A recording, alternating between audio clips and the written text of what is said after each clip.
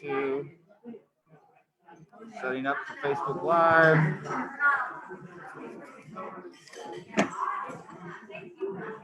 And we'll pray that it all works. I don't think we sent out a Zoom invitation. No, but it's whatever's on Zoom is being broadcast to Facebook. Okay. So it's supposed to, at least. All right, we're live on Facebook. All right.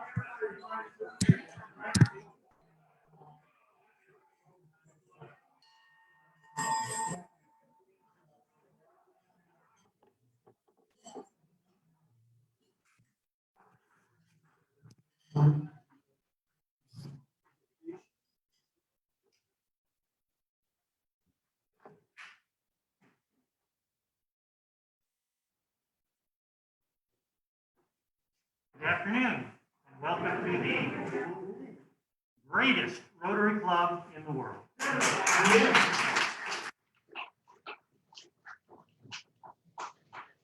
you can see by the awards, our club continues to round up awards. You'll hear more about that later. Our invocation this morning will be from Kim.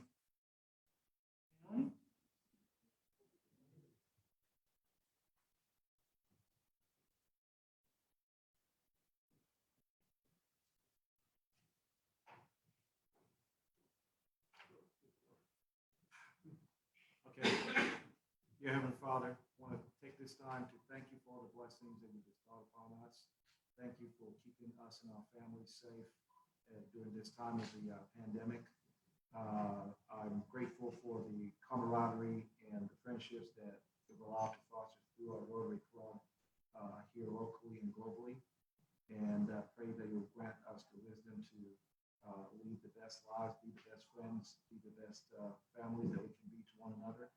And I pray that through Rotary, we can continue to impact lives globally, and especially impact lives here in our community where there's so much need during this time of the pandemic. And I pray that you give our leadership the vision to bring us all together, the country, as we strive to move forward. And I say all these things in your name. Amen. Amen. And continuing on not singing live patriotic songs, I believe Kurt has recorded Ted McAdams singing a patriotic song. So if you like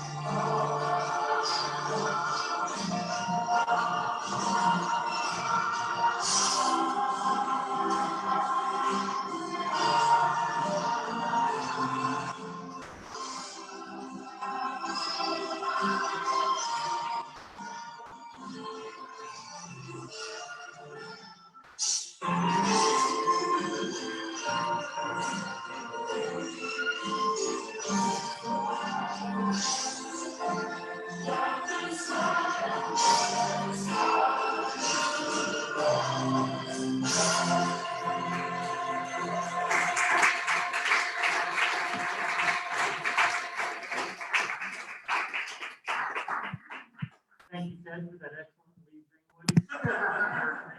Kirk, please join me in the pledge of allegiance.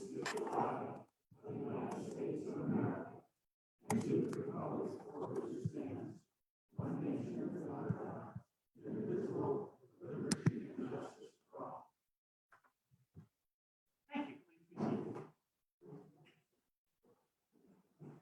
The Pledge of Allegiance.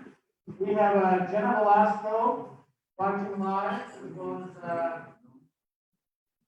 our good friend Bill Hopkins from Washington State watching live as well. Super. Thank you, Mike, for serving as Sergeant at Arms today. And thank you, Kathy, for setup again. And Mike and Val, thank you for serving as greeters.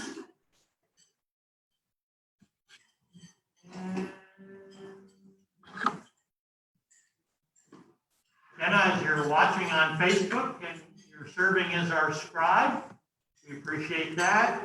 And last but not least, our paparazzi, there he is, Steve Linder. Thank you very much to all of you for all of your help today. I believe we have some visiting guests today.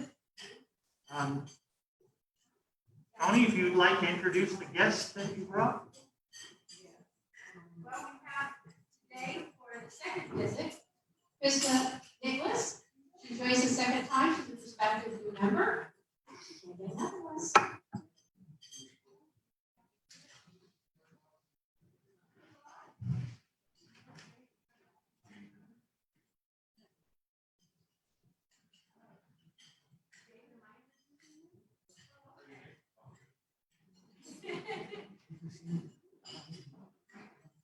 This is really funny.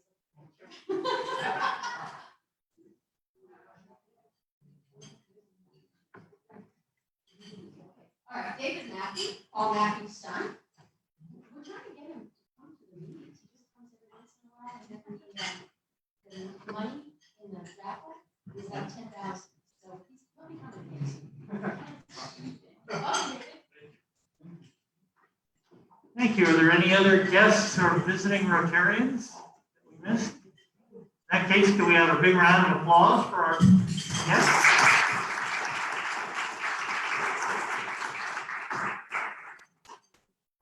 Kim? I understand you have some more Paul Harris Awards to give out?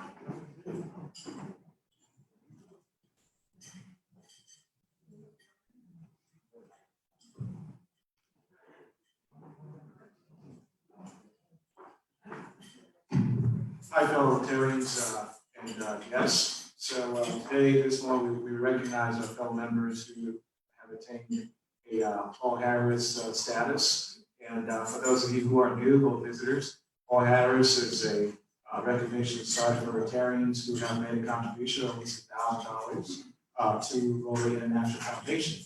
And the proceeds from that go to support various charitable humanitarian things that we have returned globally.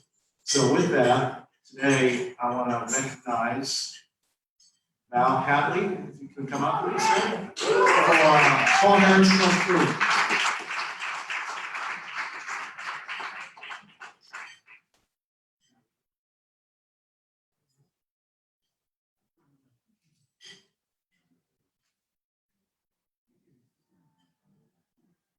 And then Paul Harris plus 7, this is Steve Nixon. All right.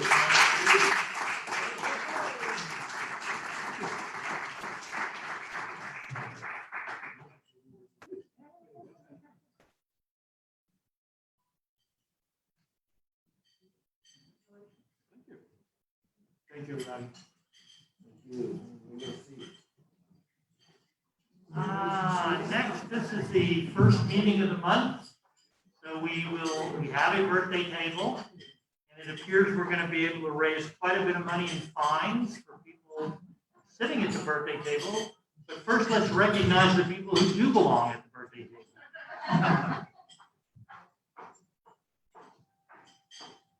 Okay, first. President Richard and fellow Rotarians, those of you who don't remember, I used to be president of this club.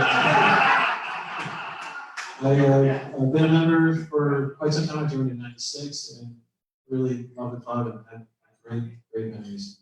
So thank you for showing my birthday. Andy Goodyear, I've been privileged to be a part of the club since 2018, and I have felt blessed to be a part of this. I'm Paul Kruger. It's not my birthday, but the seat was open. And Sean said it was okay too.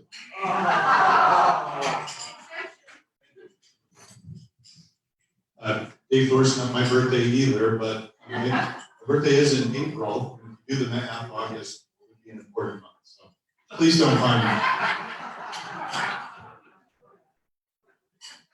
Mr. President, fellow Rotarians, I'm Susan Seattle. Today is my birthday.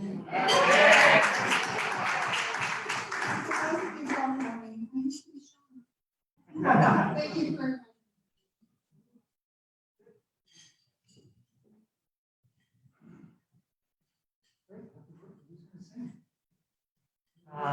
Ed, would you like to do another Lee Greenwood imitation and lead us in happy birthday? All right, for you birthday people, please stand up. It's your birthday. We can see you. All right. The hearty birthday song. Unlike California, we can sing in Nevada. Let's go. Happy birthday to you. Happy birthday to you. Happy birthday, dear Rotarians. Happy birthday to you.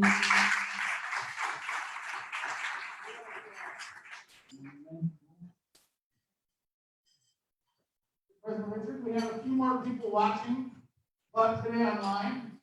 And Bill mentioned earlier, one of the first to come on was the name Gamero. And then we've also had Howie Hopkinson join. He's watching as is Kathy Howie, former president. Super. Thank you, everybody that's watching the live stream on Facebook. We're looking forward to the day when we can all be here in one room. Following our club's tradition, let's see, how many people were going to be fined for being at the table? 3. And I've been told by a couple of people I should fine myself today because I didn't iron this mask after it was washed. So that would be 4. I guess we'll just make it $250 each. Raising a nice even $1,000 for the club. Thank you for your contribution. Stu Uplock is joining us. Stu, we're glad you're helping watching. Jim, do you want to tell us about Santa Claus?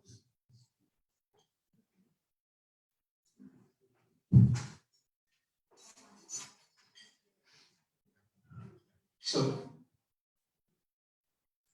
today was Santa Claus, and so we went to polls. And if you, as you know, I love demonstrations of how awesome this club is, and so this is 1/4 of what we bought today.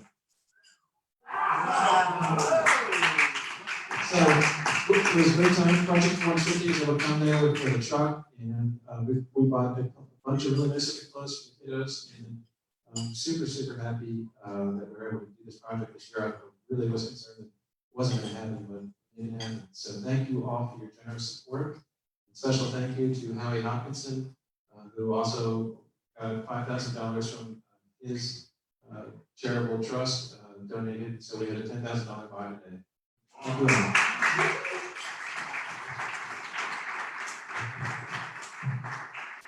Thank you, James, for organizing that. Kirk Alexander.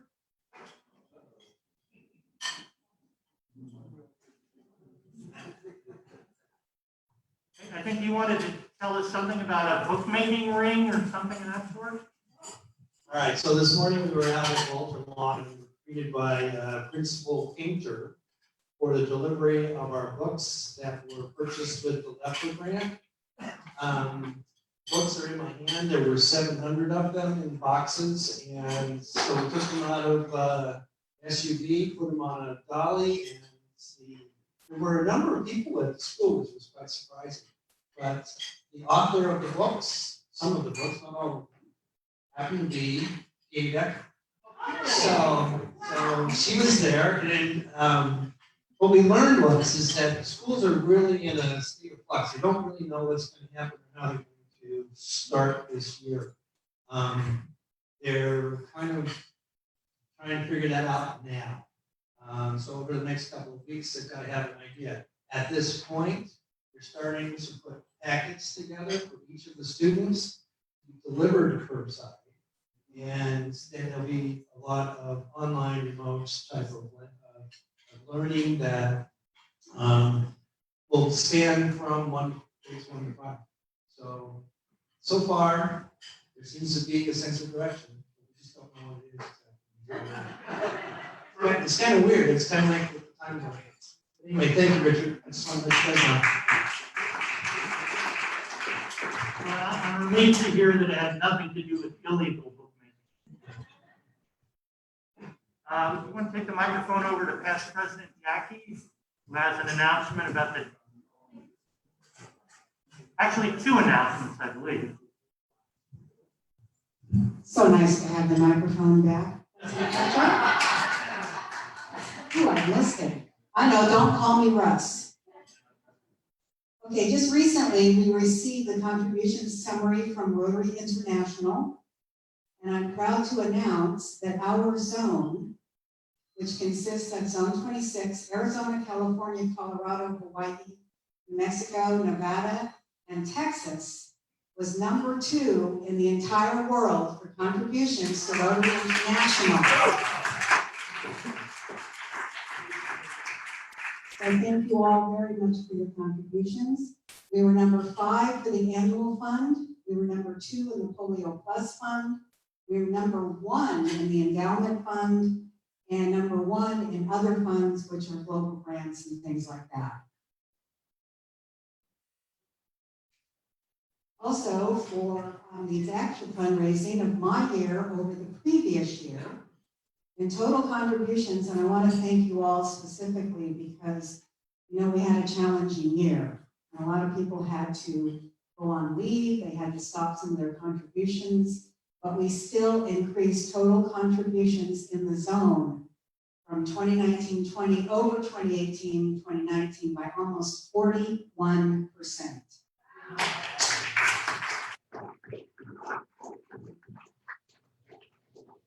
So thank you all for that. You all contributed, and I appreciate it very much.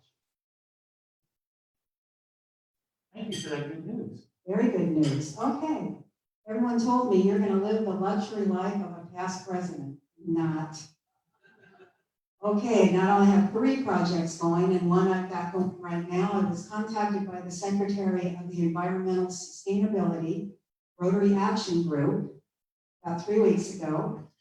And the Rotary Action Group, for those of you who don't know, is a worldwide entity, consists of Rotarians and non-Rotarians with a specific category.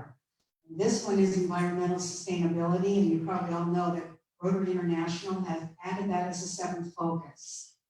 So what we like to do, I've been contacted, I want to stay within the club if it's possible, but basically the purpose is we're going to collect 10,000 pounds of CFC refrigerant, including Freon, mostly contained in 30-pound and 50-pound cylinders, both 14-ounce cans that have been already identified, sellers who have agreed to sell Freon to a recycler called Tradewalk.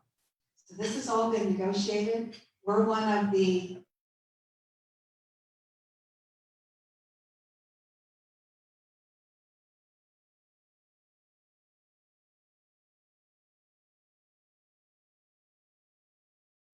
main cities throughout the country that are phase one. And the details is that Tradewater, the recycler through the staff, is already identified, as I said. And the Tradewater's network has been significantly impacted due to COVID, and buyback and collection have been interrupted, but we're restarting it again. So basically, we need teams of Rotary Club members. Tradewater will train and educate these teams. And so we're going to form a team between 2 to 4 members and designate their participation in the pilot program. Each team will be required to locate a business, preferably owned by a Rotarian. I've already been looking through this and I've had a bit of a challenge, so I'm asking for your help. And yes, I've already contacted Carrie Gross, who has a business, but Freon and her oxygen and everything are not going to work out, so we have to pass on her. So we're looking for any of you that have any contacts with car dealerships, HVAC businesses, gas stations, commercial properties that have chillers and storage. We're going to have the cylinders are going to be dropped off, and the people that have identified at our location, we're going to check them in. They're going to be stored overnight, and then FedEx will be picking them up the next day. All of that has been handled. Everything is ready to go, except I need a location and I need volunteers. So basically, we're going to pick a drop site manager, pick a drop site location, and the dates. And I'm also having to use our relationship with Channel 13 because I'd like to get out there and have them do a local interest story on it. I'd like our club to get involved. But if I can't find a location, I'm going to have to reach out to my district as governor and see what I can come out there. So if any of you have any contacts in the area, please let me know. Talk to you, thank you, so that we can get it secured. So that's it. We're going to do something really awesome for the environment. Thank you. Thank you, Past President Jackie.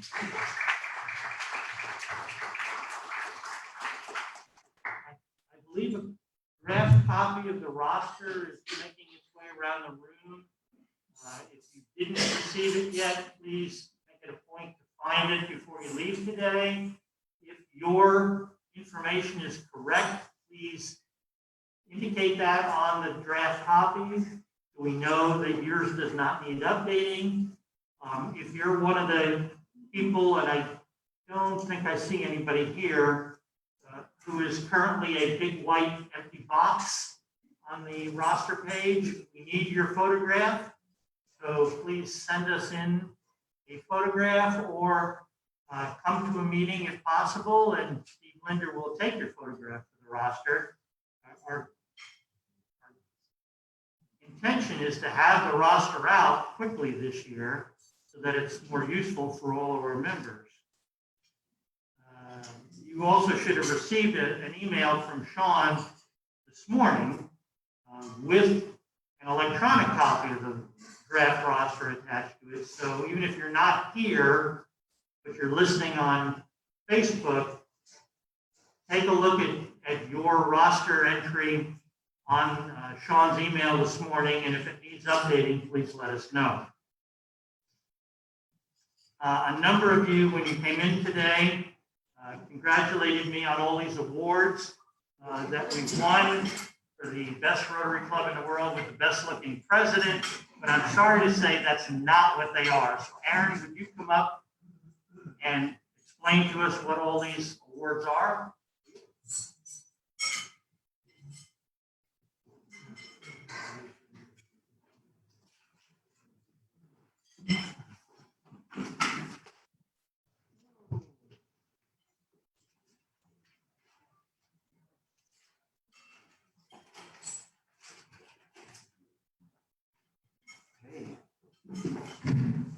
Hello, everyone. Aaron Campilio here. Very nice to be back live in person at a meeting to make a store announcement. So we are on track to have our 20th annual store award ceremony Monday, September 21st, downtown at City Hall. Now, this year we have 19 different agencies participating. So in keeping with Nevada's phase phase 2 restriction on gatherings of 50 people or less. Attendance will only be limited to 2 representatives from each awarding agency. But we expect to go heavy on the live streaming this year. So friends, family, and everyone can tune into the SOAR Awards via live stream, hopefully this year. But just to give an overview of what SOAR is for those of you who don't know or are unfamiliar, SOAR was started 20 years ago. And SOAR is an acronym for Safety Officers Award Recognition. And what we do, the Rotary clubs of Southern Nevada get together and we recognize and honor first responders from different agencies. As I mentioned, this year we have 19 different agencies. We have, as a matter of fact, one of our longest participating agencies is the Clark County Fire Department, with their trophy right up front here. But there's also Metro, North Las Vegas Police, North Las Vegas Fire, Henderson Police, Henderson Fire. We have the Attorney General's Office, FBI, U.S. Marshals, Nellis, City Marshals. We have quite a few agencies participating. Our newest agencies are the Nevada National Guard and the Army Reserve.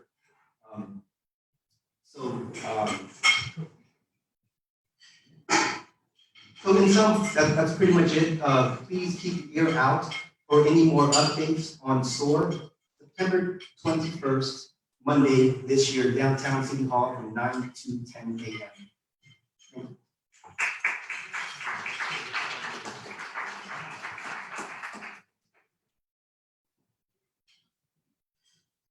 Thank you, Aaron.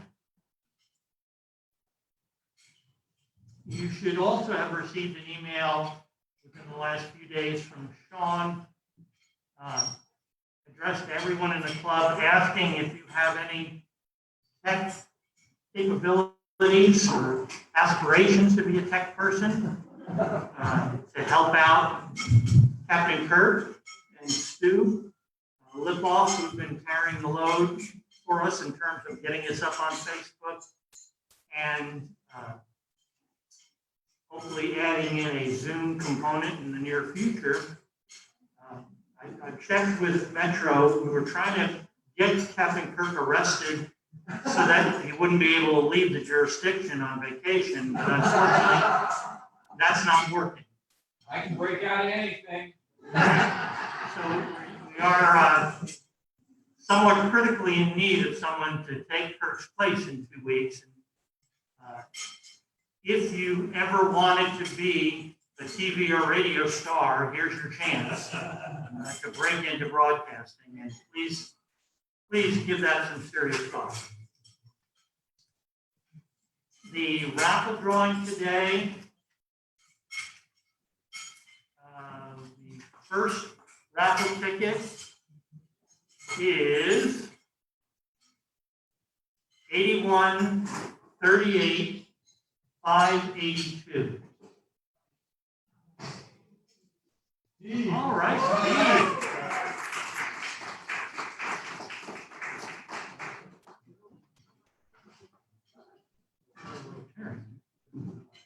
Right.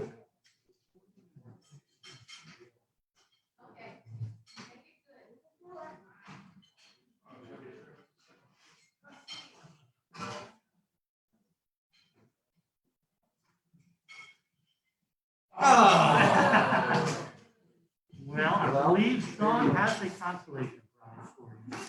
Get my money back. Thank you.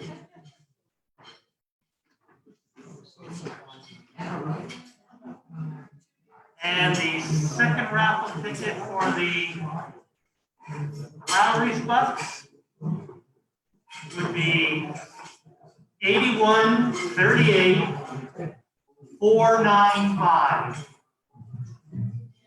All right, Kathy. Apparently that's the lucky table tonight.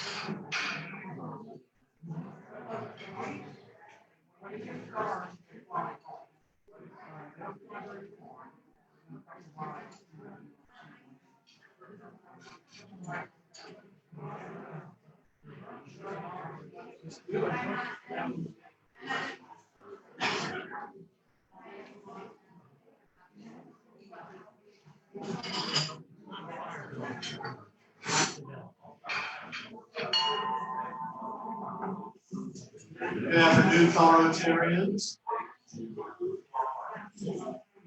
It's a pleasure for me to introduce our speaker today, Fire Chief John Steinbeck. Chief Steinbeck joined Metro 30 years ago as a firefighter. Has gone up through the ranks. And as you can imagine, along the way, developed proficiencies in a number of areas that will be of interest to you when it comes time for questions and answers. He's an expert in urban emergency response, and through that expertise was deployed to New York City soon after 9/11, as well as New Orleans during Katrina. I can just imagine what that would be like to go into those situations and deal with those areas. He is also on the Homeland Security analyst and has actually overseen that for Nevada. So he has a lot of expertise in the types of emergencies that unfortunately we experience from time to time. He mentioned he's still working on the Harvest Festival catastrophe and dealing with the repercussions of that situation. So without further ado, we're so pleased to have our new fire chief, I should mention, appointed in February of this year. So thank you for being with us, Chief Senator.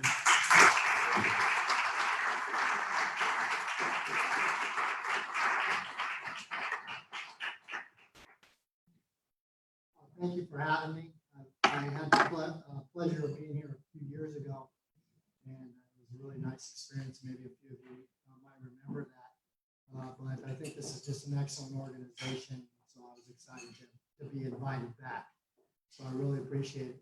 I'm just going to, for those of you that certainly weren't here the last time, give you just a little bit more of my background, talk to you a little bit about where the department is going right now, my involvement in the community, and then certainly with the COVID response.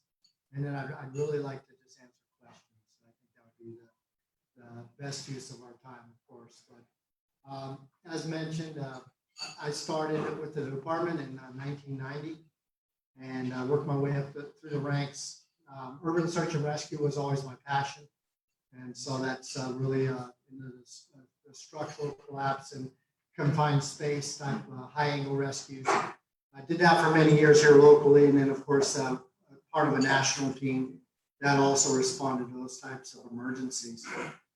Later on in my career, though, I transitioned over into emergency management, and so that's great because really that was born out of 9/11 as well in its present form. There were previous forms of that. It was born out of 9/11. And the reason being is that, as so well documented, is some agencies had information that other agencies didn't.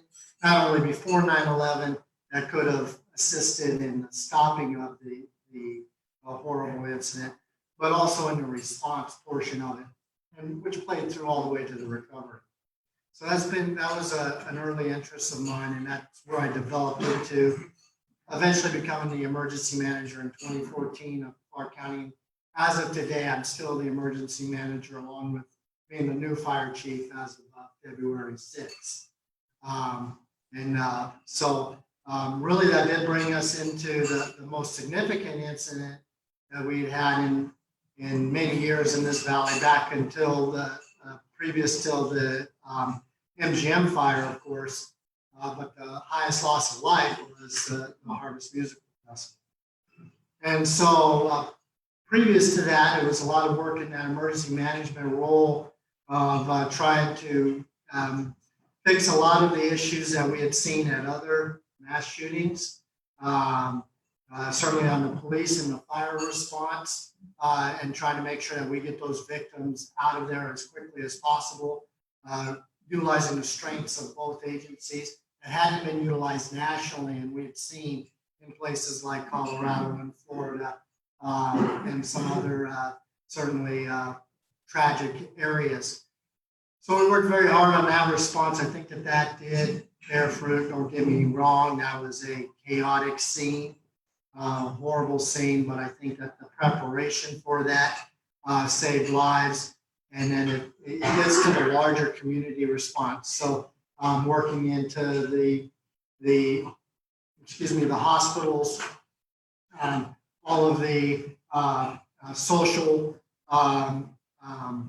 resources that are available, and then the post-traumatic stress resources that are available. So we stood up the Family Assistance Center within hours following the shooting to assist the victims, and that stayed open for just over 20 days. And I know a few of you heard me speak of this last time I was there, but that transitioned into the Vegas Strong Resiliency Center, which is over off of Charleston now, and we still have a connection back to that. And that's still serving those victims to this day.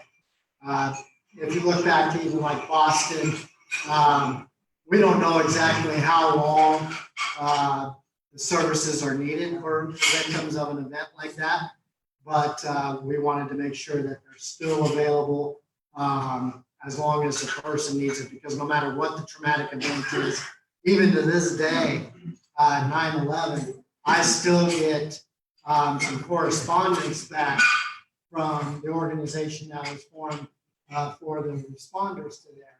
And this is 20 years later, and they're still checking on my health. They're still checking on, how are you emotionally? And these are the resources that are still available to you. And so we want to make sure that that structure was put together. And there's a lot that goes into that I can certainly answer from the federal level all the way down. Of course, I had the fortune of taking over the Clark County Fire Department, which we have 30 stations here in the valley. We have over 8,000 square miles that we're responsible for. And of course, the wonderful Las Vegas Strip, which is a total unique area to go ahead and protect and to respond to. Just like all of you, I had this big book of what I was going to do from day one, and COVID came in and slapped it right out of my hand, right?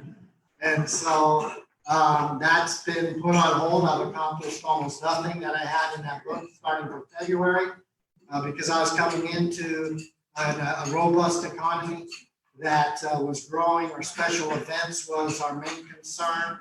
I was pushing more resources towards that, certainly, and into the COVID response, the 25% reduction in resources, and everything that goes along with this emergency that's facing us now, which is unlike anything that I've ever had in the past. Everything that I can go ahead and describe, whether it's local or federal, has always had an end date, right? We get past the response portion of it and we get to the recovery. But with COVID, we are doing the same. We're trying to recover as we're still responding. When I say response, I don't mean lights and sirens. I mean trying to respond to the emergency and mitigate the effects of the emergency while we try to recover for it at the same time. And I don't know where that end is, just like none of you know where that end line is. A few of the things that we had to take over, though, was, first of all, we had this drastic PPE shortage. We had the national stockpiles that were available, but those are really available and adequate if we had a local disaster. But when you have the whole nation have the same disaster at the same time, it's completely inadequate. So our PPE levels weren't nearly what they needed to be. Not to mention, as some of you I'm sure are well aware, the suppliers were also affected in the countries that supply that. So we had to wade through that, lower standards, change things that kept me up at night, because my standard would be if one of my responders, or even at the hospital settings, if you had a PPE need, you would change that out immediately after that patient, all the way to how we could absolutely minimize and save those masks, gowns, face shields, and reduce the use. Finally, we've gotten that much more stable now at this point, and we're getting some robust supplies backed up for the foreseeable future, at least at our level. But also medical surge. We all saw our hospital counts going up, and we saw what had happened in Italy and what had happened in New York, and we were very, very concerned that could occur here. So we had the plan in place, but we now have a much more turnkey at the Las Vegas Convention Center to go ahead and respond and open that up and have 900 beds available if we were to pass our capacity there at the hospitals.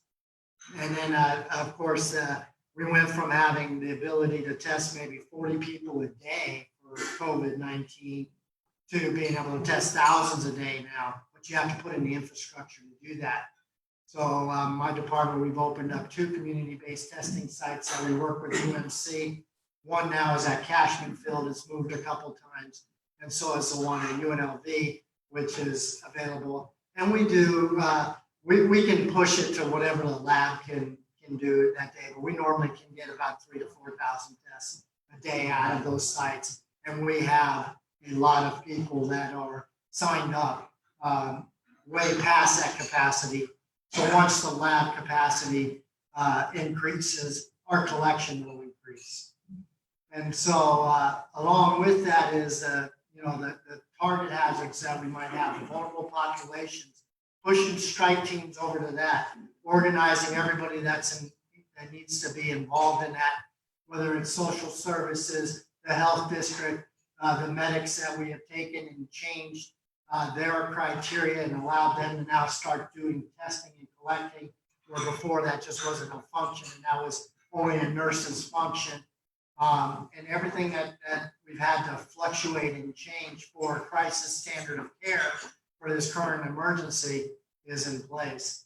And then a regional policy group that is really focused on the economic recovery, because if you don't recover economically, you have far more victims than you ever did through the health crisis. And that's been well documented in all types of emergencies throughout the globe for as far back as we can look.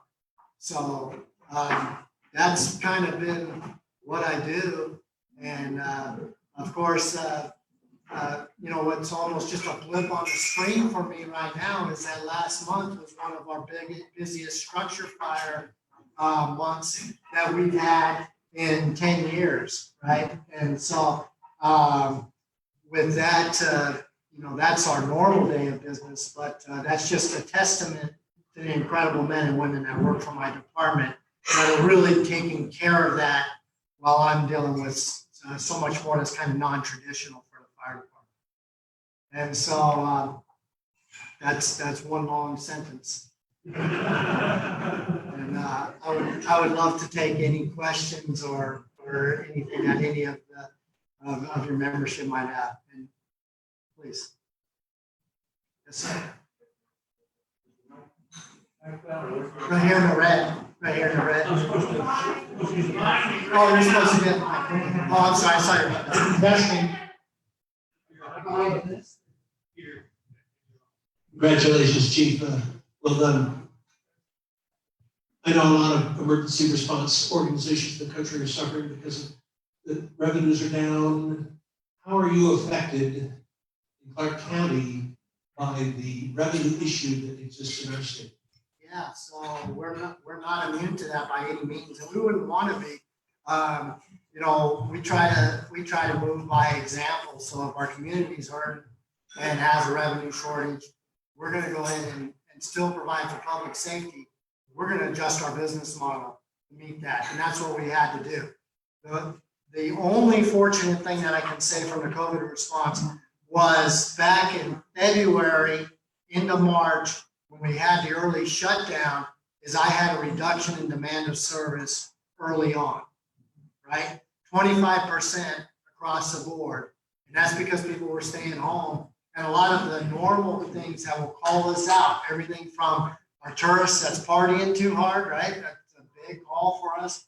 Many times we run a lot of calls on that, but once you have the resort corridor empty, obviously those calls go down. To traffic accidents that were down significantly. To the bad side of it was people that should go to the hospital were afraid to go to the hospital and wouldn't even call, right?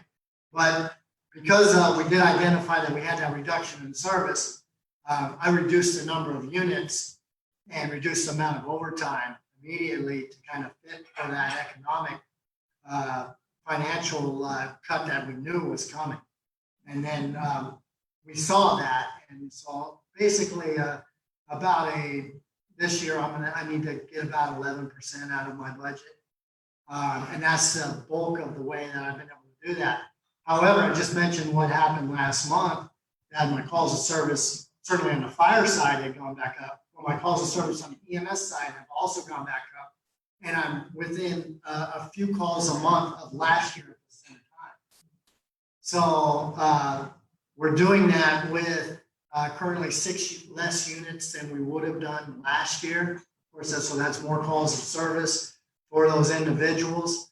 And we've increased a little bit of the burden back over to the private sector, being our ambulance companies are taking just a few more of the calls than what the fire department would do and working it out. But I'm really, to answer your question, I'm asking my people to work a little bit harder. And they did also just take a pay cut with our last contract. So, which also has the other reaction of I had quite a few retirements, right? Quite a few people that were there that said, hey, this would be a good time for me to retire out. And so all of those challenges kind of at the same time. But I think that's very, I know it's similar to what City of Las Vegas, similar to North Las Vegas and throughout the country, I'm sure. So, Can you give me your name too each time? oh yeah, I'm Kirk. Nice to meet you. Yeah, that's right. So with like law enforcement, you know, they see the worst of society, some of them on a day in and day out basis, and affect one mentally, you know, especially being calls to baby drowning, things of that sort. And what do you do as a department to help facilitate that kind of like mental health aspect so that way they're at peak performance when they get called to that next event or that next fire? Yeah, so we have a lot of resources that are available. Everything from peer support, right? So sometimes it's best that when you have a really bad day or bad night, it's to bring in the same people that you know or that are at least familiar with it, that have kind of some level of training to come on over and have that bad night with you, right? So that's kind of a real simplistic way of the peer support portion of it. But then we have an employee assistance program that is a little bit higher level of training. Certainly, the availability through to get counseling at different levels. But then you can reach such as 1 October was just a scene that nobody's seen before. We weren't prepared for. No matter years and years and years. The trauma of those type of calls, but then all into one night. And it affected my people completely different, right? Some had just a really hard time immediately. Some had a hard time, the next year and a half, and everything in between. And my job wasn't to tell them when that was to occur, when those resources were to be available. But to make sure that they're available. So we had to step it up again because that type of traumatic incident requires even just another level of expertise beyond maybe your traditional family care or psychologist or counselor. And there's people that have that level of expertise. So we've done everything from, and some people will laugh at it, from trauma yoga, right? That some people just love. It's just been a great stress release for not only fire, police, the coroners, medical personnel, all the way to group counseling, all the way to individual needs being met as high as it needs to. But following that incident, we followed suit and we knew it was coming. Just like Boston, San Bernardino, and other places, and we had higher divorce rates, we had higher sick leave, we had higher substance abuse. And despite all of our efforts to make sure that none of that occurred, some still. Thank you, Kurt. Yes, sir. My name is Mike. Hi, Mike. First of all, thank you very much for your service, 24/7, 365. Isn't it ironic that you guys are the ones that are taking a pay cut? From the ounce prevention department, are there some protocols that we can take as we enter into a space, a public space, in case a situation starts? Are there some things that we can do to be a little bit better prepared, looking for exits, that sort of thing? Are there protocols in place? Do you guys have any? Is that part of your purview? Yeah, so I can specifically answer the question, Mike. Are you talking if there was a fire? Are you talking if there was a shooting, a mass incident, some sort of violent incident? Active shooting, but fire too. Yeah, and so I'm also a dad, right? So I got 4 kids, all the way from 26 to 7. I don't know what I was doing. I've got this full range, and my kids know that when they go into a place, they're looking at where the exits are. Get onto a plane, they're counting the seats to the exit, so if that's smoke filled, if that's the case. They know when they go into the hotel, how many doors is it over to the exit, right? And all of these type of things, to exactly what you're saying. But certainly, we have some pretty, and this falls much more in line with the FBI and Homeland Security side, but they have some excellent programs that are available to all of your employees for that level of training. And so it's everything on the awareness side that you were just speaking about to the after the shooting side, trying to survive that, to trying to go ahead and what so many people did at the Harvest Festival. The real heroes there were the construction workers and the nurses and the bartenders that were standing by there that went ahead and risked their lives to go ahead and stop the bleeding and to do whatever training it was that they had. And so we have these programs. If you contact my office, and I'll leave some cards up here, and they're not in the handouts that I have here now. These are more preparedness for natural emergency, natural disasters. But we can go ahead and help you to get that type of training for you and for your employees, because there is quite a bit that can be done. And it's everything from the awareness level of understanding the warning signs, before something like that is to happen, identifying when it looks like it's on right now and what your actions are going to be, to how you can be part of the solution afterwards.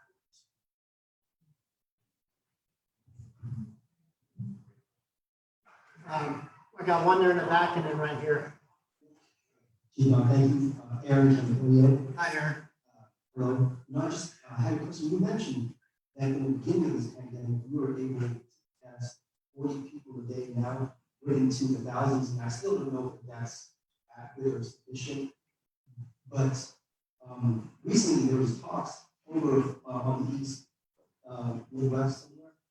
There were states that were getting together, that were coordinating their efforts to increase their testing capabilities. And that's probably not directly, your purview, but I was wondering if there were any state-to-state talks with Nevada, maybe Arizona, Colorado, if there was any need for that. I heard, and I don't know if this is true, but I heard that Arizona, when they were having their spike, they were sending some of their COVID patients here to Nevada, which is great. I think it's great that we're able to help. But the sick people, I don't think is the people that we want to. I was just wondering if there was on your level, maybe fire department, state by state, if there's any talk on working together to make things better. Yeah, Aaron. So certainly on the testing side, it's been every state just trying to get as much as they can, right? And so whether or not you're using the private labs such as Quest and LabCorp that, they're in California, or the actual labs for those. And so we've had the coordinated efforts to try to increase our capacity there. But then locally through UNC, Southern Nevada Health District, and some startups that have occurred here, we have more robust testing along those lines. You mentioned, is it enough? No, it's not enough. We'd like to be testing even more. But we are meeting the White House goal of 2% of our population every month. And we're far exceeding that. We'd like to even exceed that further. I think it's really the only way for us to normalize at some point in time. But as far as a coordinated effort, state to state, to say, hey, how can I help California increase their capacity? Or it's Arizona, California, and Nevada talking to increase their capacity. Other than on supply lines, some of that discussion occurred, but not really at the testing site type of level. Now, on the medical surge side, we have transferred resources between those 3 states so that they're available for the spike. So whether that be the ventilators, whether it be extra beds, extra personnel for the medical surge, then that discussion's been a little bit more robust. than the testing side. But I can tell you also that we're working with our federal partners right now. In fact, I just finished putting in the application up to the state, and then we'll put it out to the federal partners to try to have FEMA come in, and they'll do up to 60,000 tests in a week if they come in and do that with a local partner. And we've applied for that. And it's kind of good if we get it and bad if we get it, because if we get it, that means we needed it, which is not good. But that's just, we're at least applying for it and trying to increase there. But it's just, there's not a public answer for it. There's not a private answer for it. It's as much as we can on both sides for doing it. So I love that the public sector right now, the private sector right now is really trying to answer this and figure it out, whether it be with the PCR testing that's occurring, and that has to be, that's pretty expensive, to where I imagine in 6 months, somebody's going to really come up with a much better local home test that's much cheaper, and that's going to, maybe the vaccine makes that much more obsolete, but I don't know. But that will be the solution. But there is state to state talk, and we do work very closely with state emergency management and the governor's office. Right here in the blue. I think we have time for one more question.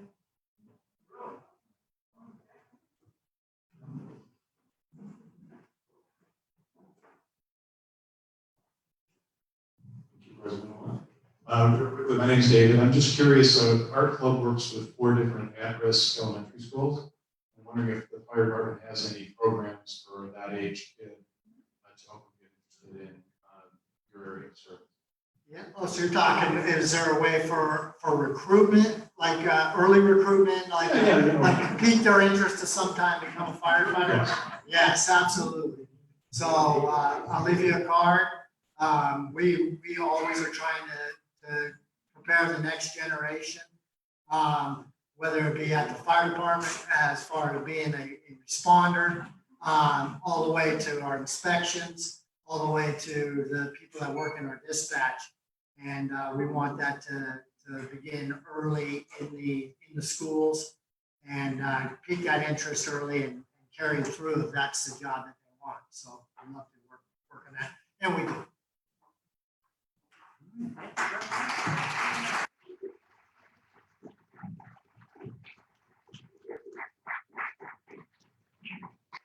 We can tell you that you can take a trophy and take it with you. What we can do is present you with our Share What You Can award, which we give you each week. We'll be making a donation to the USO in your name. I'll be yours. Thank you very much. Thank you all. Hold up that voice.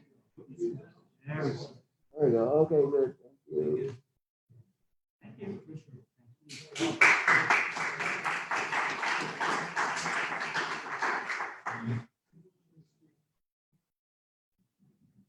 I apologize for the fact that we ran over by just a few minutes, but thank you for the wonderful questions, the very insightful questions. And between now and next week, stay safe. And we look forward to seeing all of you, plus a few more next week. With that, meeting adjourned.